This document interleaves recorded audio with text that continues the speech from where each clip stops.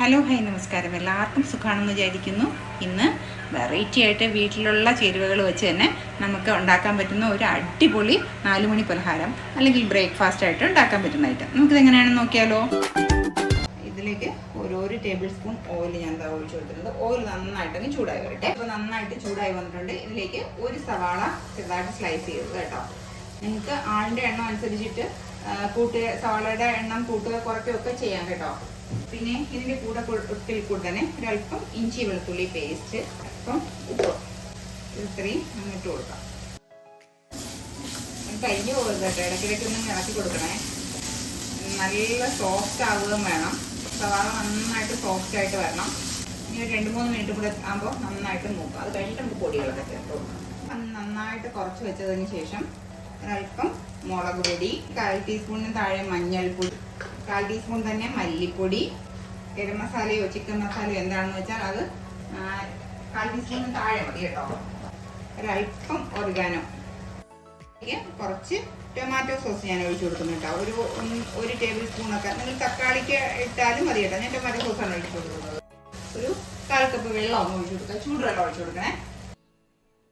ഒരല്പം കൂടെ കൊടുക്കാം, 1/4 ടീസ്പൂൺ കൂടി. ഞാനിപ്പോൾ 3 മുട്ട എടുത്ത് വെച്ചിട്ടുണ്ട്. ആ 3 മുട്ടയെ പൊട്ടിച്ച് ഇങ്ങനെ ഒഴിച്ചു കൊടുക്കാം. ഇതേപോലെ ഇതിവിടെ 3 പേരായതുകൊണ്ട് ഞാൻ 3 മുട്ട ഒഴിച്ചു കൊടുക്കുന്നുള്ളതേ ഉള്ളൂ. എന്നിട്ട് ഇതിനൊന്ന് അടച്ച് ഒരു 2 സെക്കൻഡ് വന്ന് വെച്ചേക്ക് കേട്ടോ. എന്താ നമ്മുടെ മുട്ടയൊക്കെ ഒരുവിധം വെന്ത് വന്നിട്ടുണ്ട്. ആ മഞ്ഞയൊക്കെ ഒന്നും കൂടി ആവാനുണ്ട്. അപ്പോൾ ഇങ്ങനെ അങ്ങ് തിരിച്ചിട്ട് കൊടുക്കണം. ഇങ്ങനെ ഇട്ട് കൊടുക്കണം. ഇങ്ങനെ ഇട്ടിട്ട് ഒരു 2 മിനിറ്റ് വെച്ചിരുന്നാൽ മതി. അപ്പോൾ അതങ്ങായി കിട്ടും. ആ സമയത്ത് ഞാനൊരല്പം മല്ലിയില എടുക്കുന്നുണ്ട്. നിങ്ങൾക്ക് വേണമെന്നുണ്ടെങ്കിൽ മാത്രം ഇട്ടാൽ മതി. ഡോന് വേണ്ടിയിട്ട് ഒരു 3/4 കപ്പോളം മൈദമാവ് എടുത്തിട്ടുണ്ട്. ഇതിലേക്ക് ആവശ്യത്തിനുള്ള ഉപ്പ് അങ്ങ് ഇട്ട് കൊടുക്കാം. ഇതിലേക്ക് ഒരു മുട്ട അങ്ങ് പൊട്ടിച്ചൊഴിച്ച് കൊടുക്കാം. എന്നിട്ട് ഇത് നന്നായിട്ടൊന്നങ്ങ് മിക്സ് ചെയ്യാം. ഇനിയിപ്പോൾ ഞാൻ എടുത്ത് വെച്ചിരിക്കുന്ന 1 കപ്പ് പാലെടുത്ത് വെച്ചിട്ടുണ്ട്. പാലല്ലെങ്കിൽ നിങ്ങൾ പാലില്ലാന്നുണ്ടെങ്കിൽ നോർമൽ വാട്ടർ ആയാലും കുഴപ്പമൊന്നുമില്ല കേട്ടോ. മുട്ടയൊന്നും ഇല്ലാതെ ആദ്യം ഒന്ന് ഉടച്ചെടുക്കുക. എന്നിട്ട് ബാക്കി പാല് ചേർത്ത് കൊടുത്താൽ മതി കേട്ടോ. അതേപോലെ കാണിച്ചാലും മതി. വെള്ളങ്ങളൊക്കെ ഇരിക്കുകയും ചെയ്യരുത് കേട്ടോ. ഇതാ കണ്ടോ, ഇതാ ഞാനൊരു ദോശക്കല്ല് വെച്ചിട്ടുണ്ട്. അതിലേക്ക് നമുക്ക് ഈ മാവിനെ അങ്ങ് കോരി ഒഴിക്കാം. കോരി ഒഴിക്കുമ്പോൾ കുറച്ച് വലിയ ഇതായിട്ട് തന്നെ നൈസായിട്ട് കുറച്ച് വലുതായിട്ട് തന്നെ കോരി ഒഴിക്കണം കേട്ടോ.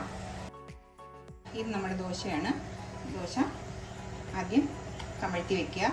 കമഴ്ത്തി വെച്ചിട്ട് ഇങ്ങനെ 2ആയിട്ട് ഡിവൈഡ് ചെയ്യുക. എന്നിട്ട് നമ്മൾ ഈ ഒരു പീസ് മുട്ടയുടെ ഒരു പീസ് ഉണ്ടല്ലോ, അത് ഇതിൻ്റെ സെൻട്രൽ പോർഷനിലായിട്ട് അങ്ങ് വെച്ച് കൊടുക്കുക. അതിലേക്ക് മൊസറല്ല ചീസോ, അതല്ല മൊസറല്ല ചീസ് ഇല്ല എന്നുണ്ടെങ്കിൽ വേറെ ഏത് ചീസാണ് നിങ്ങളുടെ കയ്യിലുള്ളതെന്ന് വെച്ചാൽ അത് വെച്ച്, ഒരുപാട് ഇഷ്ടമുള്ളവർ ചീസ് ഒരുപാട് വെച്ച് കൊടുക്കുക കേട്ടോ. ചീസ് ഒരുപാട് ഇഷ്ടമല്ലാത്തവർ അതനുസരിച്ചിട്ട് വെച്ച് കൊടുക്കുക. ഇതിനൊന്നങ്ങ് കവർ ചെയ്ത് വെച്ച് കൊടുക്കുക. ഇത് വയ്ക്കുമ്പം നമ്മൾ സൂക്ഷിച്ചിട്ട് വെക്കണമെന്നുള്ളതേ ഉള്ളൂ. കണ്ടോ, ഇങ്ങനെ അങ്ങ് ഇട്ട് കൊടുക്കുക.